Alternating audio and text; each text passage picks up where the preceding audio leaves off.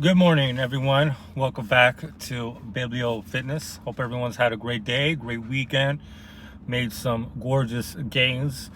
So today, I did want to speak about section 379, which is titled Probable and Improbable, which is a very interesting section. So I'm going to go ahead and read it.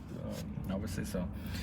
Quote, "A woman secretly loved a man, raised him far above her, and said to herself hundreds of times in her inmost heart, if a man like that were to love me, I should look upon it as a condescension before which I should have to humble myself in the dust." And the man entertained the same feelings towards the woman. And in his inmost heart, he felt the very same thought. When at last both their tongues were loosened, and they had communicated their most secret thoughts to one another, a deep and meditative silence ensued. Then the woman said in a cold voice, "The thing is quite clear. We are neither of us that which we love. If you are what you say you are, and nothing more, then I have humbled myself in vain and loved you. The demon misled me as well as you. This very, very probable story never happens, and why doesn't it?" End quote. And I feel like it's a very interesting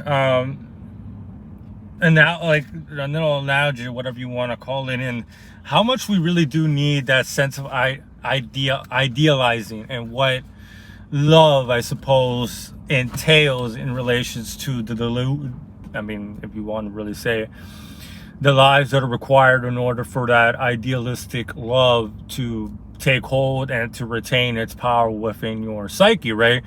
You know how they say love is blind. In love, you have to compromise. In love, you have to, while it is one of the most selfish, it probably is one of the most selfish instincts, right? To love someone, to feel like they belong to you, and you don't want to share them with anybody else. And, they were meant for you and everything, you know what I'm saying? Like, it's very narcissistic, very selfish. And we like to throw out different vocabulary to kind of say otherwise. But he's talked about this before. Is like even in the case when he was talking about hero worshiping, and how ideals, gods, deities, things in that nature require distance.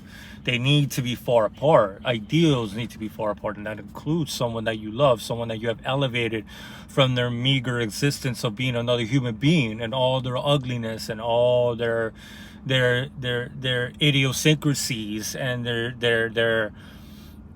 everything that's entailed with being a human fucking being, right? But to love someone, you can't have them on that level. You have to elevate them. You have to make them divine. You have to start pumping some of your ideals, some of your dreams and desires, and all these all these big dreams that you have, and you project them upon this human, all too human individual. And we constantly in the realm of being something like in love, we it's only looking at the good things. It's not using logic when sometimes logic is telling you, why are you with this person? This person is wrong for you. There's something wrong going on here. There's always that logic that's continuously testing and asking you, why are you in this relationship? That's a question a lot of us pose to friends, families that are in those toxic relationships, but somehow love is stronger than reason. But we never air these things. Every single one of us projects what I just previously mentioned onto these individuals when we want to love them. We overlook their faults consciously. We forget those faults and we elevate them because we can't love another human being. We're too gross. We're too we're too uncivilized. We're too animal to love in that fashion without logic getting in the way.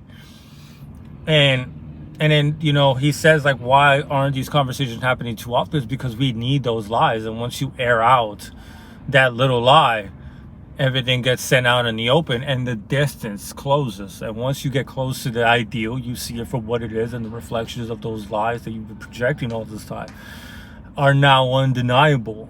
The force is now up. And that's when people become separated, because no one wants to bear that responsibility of someone wishing all the great dreams onto you. Like, who am I to be carrying that load? And will most of the time revolt against such such realizations being brought to light, right? Such truths being brought to light. And I feel like, it's just a very nice little analogy or metaphor for all of us. When she says, if you are what you say you are, nothing more, that I have humbled myself in vain and loved you. How they have to humble themselves, how they have to feel like they're not worthy of such affection, that this person is gonna solve so many of my problems. I don't deserve to have this person. I'm so grateful. Like a lot of times we do consider these things to be good, but we have to take them, I guess, to another layer and see why are we projecting these sort of, in all honesty, delusional projections. But they are required in order for all of this to continue on. Like we overlook these faults, we overlook reason, we overlook logic, and we have to prostrate ourselves in a way that we don't feel like we deserve this love. That's why we take it for everything that it's entailed, right?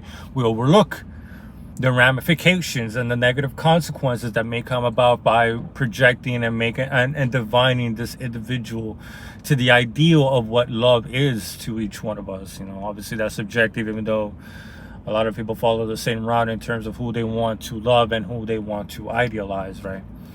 So, and obviously that's not only for people we love, but people we revere, people we hero worship. Religions and stuff like that, we overlook a lot of the faults. We overlook the contradictions, the oxymorons of it all. We rationalize it in an irrational way. From an irrational standpoint, we rationalize it all, which is kind of hilarious. But that's what we really do, obviously. We always try to find a way to excuse the behavior. We excuse whatever we are chasing, right? That is what morality, I guess, well, not even morality, I guess, as we could say thoughts are, is like commentaries, or like a color commentary on something that already transpired. But that's a topic for another time. But I just wanted to speak about this real quick, and I'm going to be honest with you, this sun, as you can see, is burning down upon me. So, but I'm glad I was able to speak about this for a little bit. It was a very interesting section that I read yesterday. It's one of those really mind-fucking ones, right? Like, you could really start to extrapolate that train of thought into other areas, into other segments. And like I said, it makes you a little bit more cynical, but so be it. But that'll be all for today. Thank you all for watching. Thank you all for listening. Hope you all make beautiful games as always. Love you all. Until next time. Peace.